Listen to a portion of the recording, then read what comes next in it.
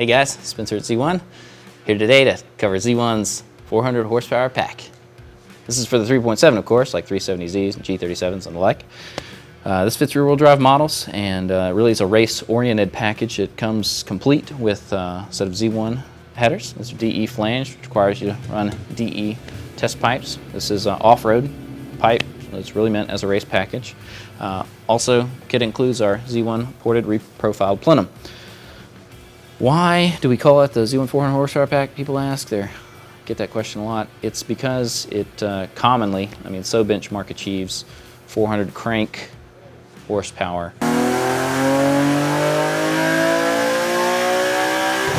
On so many cars. It's been crazy repeatable. We try not to promise numbers, but at this point now, it would be abnormal if you were to run a good intake, like still in Gen 3 or the Z1 cold air intake, okay, and a quality exhaust, whether it's Tomei or still in HKS, anything that flows really well. There are a lot of options out there.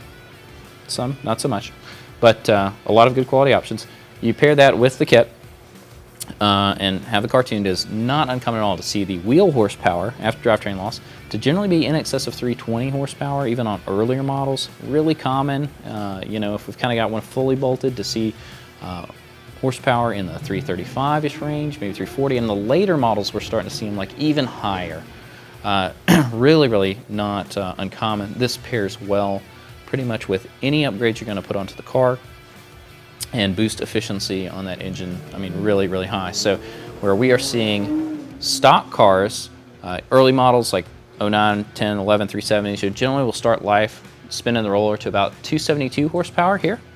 To take a car at that power level and move it all the way to the 330-ish plus range, which is what, like my own car, for example, insane to think with NA bolt-ons and tune that's where we're going from. To gain 60-ish horsepower at the wheels is pretty crazy. And we're seeing some, like I said, even higher. So on a car that's claimed 330-ish, from the factory new, we're seeing power at the wheels there now and beyond. So hellacious, the great upgrade makes the car breathe all the way up, really screams, make great power. Just a few quick things on the parts. Flanges on these are thick, laser cut, flange. All the flange work and port work is cleaned up, so you'll see seamless fitment there to the head. Some, depending on the year model, may require moving a stud on the cylinder head to accommodate, but that's no problem. We typically will reuse the cylinder head to manifold gasket that's there. We reuse it all the time ourselves, so we don't include it in the kit just to save that cost for you. Since you'll be making a change to the style of pipe, we will include a collector gasket there, and test pipes will also come with hardware and gaskets for the downstream.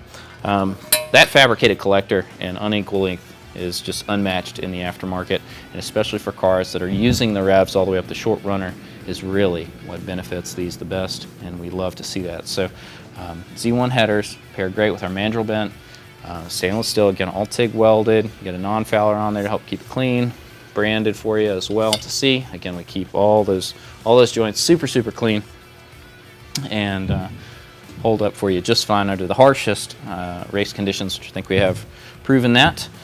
The Z1 plenum mod, this is an interesting one because we're taking a production piece, and there's really 3 pieces of plastic.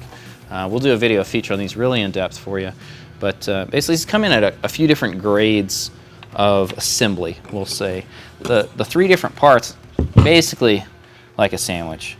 And I don't know if you're like me, go grab a sandwich somewhere and you get the thing and it's like all awful put together, like falling apart.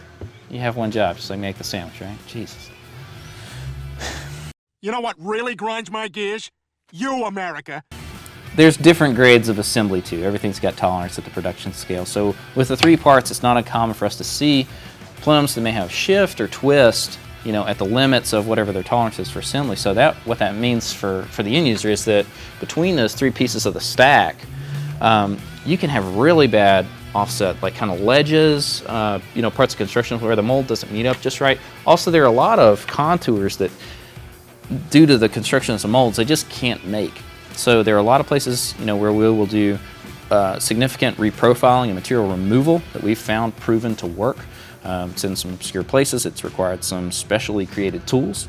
And then we have, a lot of corrective work that we'll do, on them as well, throughout runner links, throughout, throttle bores and all parts like that. They can have a really big impact. I mean, so like you can get one if you're doing the work, and I've done some of this in the past, and some will take, 3 hours or so to build, and some may take longer to get constructed or like corrected because they're just in need of that much more work. But nonetheless, proven, effective, part. We do this on an exchange program, so basically you can order the package up, put a core deposit on the plenum, we ship the whole thing out to you. You rebox your plenum safely so nothing's going to get broke on it. Get it shipped back to us with your core info, and we will refund you that core deposit. Keeps your downtime at a minimum. We keep a healthy stock, so you get your wants fulfilled and your needs fulfilled just quick like always, and get that thing thrown together. If you want to pair it up with a nice lower or a set of C2 cams, something like that maybe, you'll just have to check our other vid and see how awesome that can be. So Z1400 horsepower pack can all be part of making your own little monster.